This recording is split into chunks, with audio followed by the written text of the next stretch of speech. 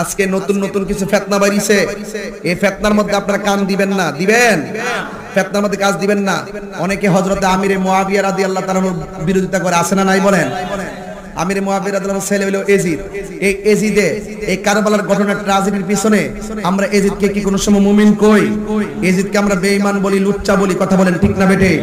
কিন্তু এজিদের দোষ ওনার আব্বা হযরতে তার আব্বা হযরতে আমিরে মুয়াবিয়া রাদিয়াল্লাহু তাআলার বিরুদ্ধে আপনি ওনার উপরে দিতে পারবেন না, কথা কোন ঠিক না বেটে? সন্তানের দোষ বাবার উপরে দিতে পারবেন না। তিনি ছিলেন সাহাবী এবং যার থেকে সিয়াসিত্তার কিতাবে 163টা হাদিস বর্ণনা হয়েছে। চিৎকার মেরে কন্যা সুবহানাল্লাহ। তো আপনি কি ইমাম বুখারী থেকে বড় হুজুর হইছেন গিয়া? আমনে দি বুখারী ফইরা না মৌলবী হইছো? এই বুখারী না পড়লে কি আপনি মৌলবী হইতে পারতেন? সিন্নি খাইলেন কার দ্বারা? মোল্লা ছিলেন না, যার কিতাব পড়ে মৌলবী হইলেন। হেই ইমামের বিরুদ্ধে কথা কোন। মাযহাবের ইমামরা বলে হযরত আমিরে মুয়াবিয়া রাদিয়াল্লাহু তাআলা সাহাবী, তরিকতের ইমামরা বলে গৌসে পাক আব্দুল কাদের জিলানী বলেন আমিরে মুয়াবিয়া রাদিয়াল্লাহু তাআলা একজন সাহাবী, মুজাদ্দিদ আল ফেসানি বলেন তিনি একজন সাহাবী। যারা বলবে, যারা এতগুলো মাযহাবের ইমাম, তরিকতের ইমাম রাসূল পাকের যার জন্য দোয়া করেছেন, রাসূলের দোয়া কি কখনো বদদোয়া হতে পারে? তাহলে আজকে যারা হযরত আমিরে মুয়াবিয়া রাদিয়াল্লাহু তাআলা মৌলালির বিরুদ্ধে যে যুদ্ধ করছে, সে আবার কেমনে হক হয়? আমরা এসে হক চিনাই তো, হক চিনাইতে এসে আমরা স্থানীয় বেড়াইতে আসি, আমরা হক হালাল হারাম বুঝি। কোন বাদামে বেড়াই হামাইছে আমরা হক চিনার লাগবে না, কথা কোন ঠিক কিনা বলেন? এটা ব্রাহ্মণবাড়িয়া, সাবধানে কথা বলবা।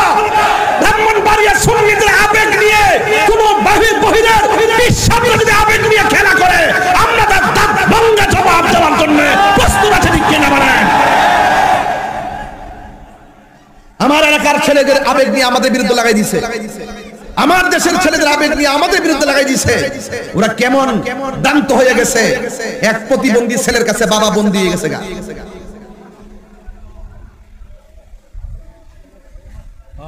প্রতিবন্ধী বাবার কাছে, প্রতিবন্ধী ছেলের কাছে বাবা বন্দী হয়ে গেছে গা। ঈমান বেচ্চা ফলাইছে। এই জন্য যেটা মুখ দিয়ে সেটাই বলে, যেটা মুখ দিয়ে আসে সেটাই বলে। আলিফের নামে কুতুব জানে না, মাদ্রাসার বারান্দা তো যায় নাই।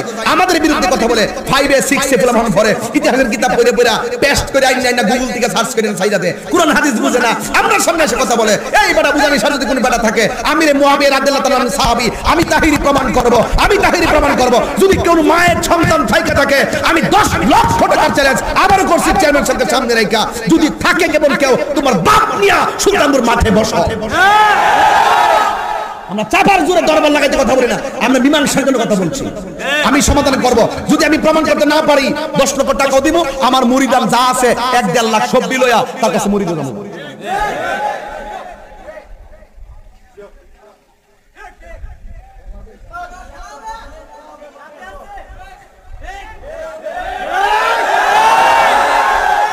আস্তে তোরা ঠিক তো আমি চিনি। এই আমরা কি শিয়া না সুন্নি? যারা আমিরে মুয়াবিয়া রাদিয়াল্লাহু তাআলার বিরুদ্ধে কথা বলে তারা শিয়া, যারা সাহাবীর বিরুদ্ধে কথা বলে তারা শিয়া। এই শিয়াদের সাথে সুন্নিদের কোনো সম্পর্ক নাই, কথা বলেন ঠিক কিনা?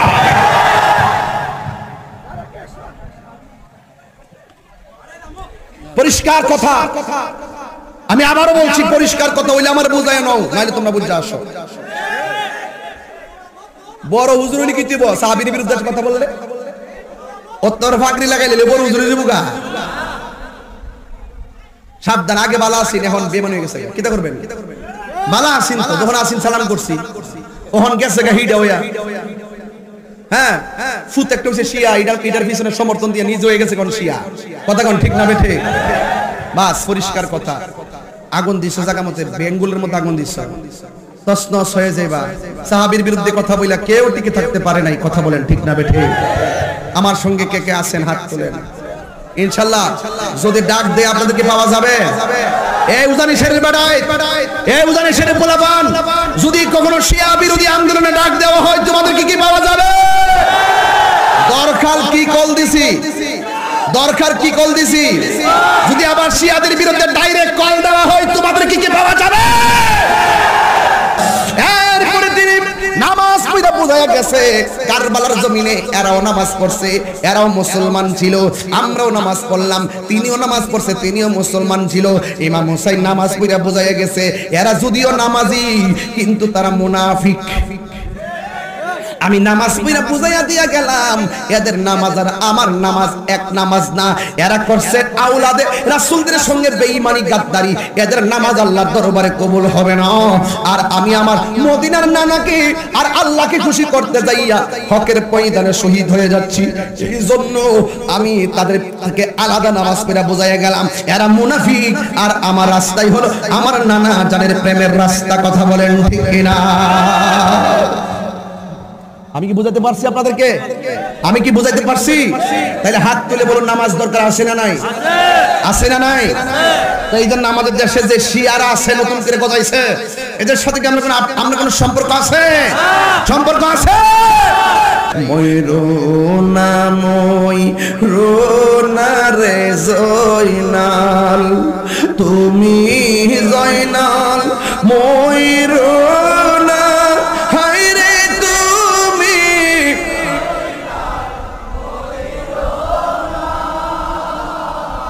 তুমি জয়নাল মারার গেলে নবীর বংশ থাকবে না। হাসান শহীদ জোহরেতে, হুসেন শহীদ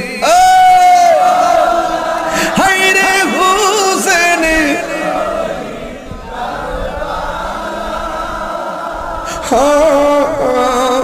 জয়নাল আবেদীন মন্দিরে হইল এজিদের রোজের খানা।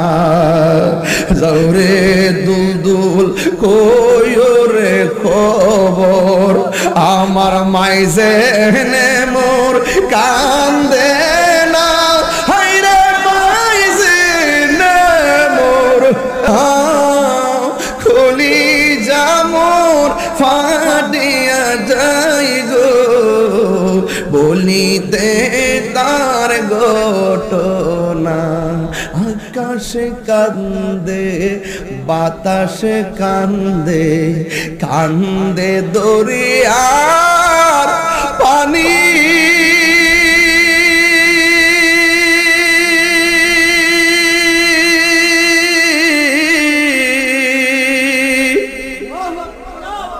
দুই পুত্র হারায়া কান্দে ফাতেমা জননী রে।